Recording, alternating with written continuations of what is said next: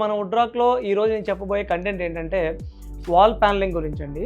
ఎందుకు అంటే చాలామంది కన్ఫ్యూజ్ అయ్యేది ఏంటంటే, సో వాల్ ప్యానలింగ్ చేసుకునేటప్పుడు చాలామందికి వాటర్ సీపేజ్ అనేది ఉంటుంది వాల్కి.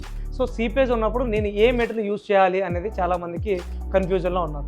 సో చాలామంది మా దగ్గరికి వచ్చి పాలిగ్రానైట్ షీట్ యూస్ చేద్దాం అనుకుంటున్నాం, లేదంటే వాల్ పేపర్ యూస్ చేద్దాం అనుకుంటున్నాం అని చాలామంది ఆ కన్ఫ్యూజన్లో ఉంటారు.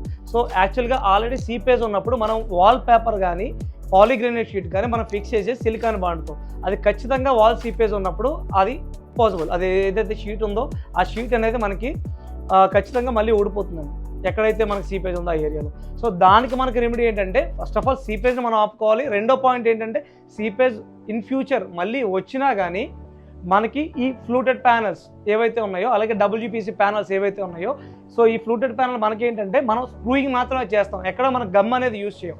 డైరెక్ట్గా వాల్ స్క్రూ చేయడం వల్ల ఒకవేళ వెనకాల వాల్కి సీపేజ్ ఉన్నా కానీ మనకి ఇది పీవీసీ మెటీరియల్ అవడం వల్ల మన షీట్ అనేది పాడవడం జరగదు. బట్ వాటర్ అనేది మనకి కిందకి జారిపోవడమనో లేదంటే ఆ సీపేజ్ అలా దానికి అదే ఆరిపోవడం అనేది జరుగుతుంది తప్ప షీట్ అనేది పాడవదు. సో మనకి అలాంటి సీపేజ్ ఇష్యూస్ ఉన్నప్పుడు మనం యూస్ చేయాల్సిన మెటీరియల్ ఏంటంటే fluted panels or WPC panels or charcoal panels.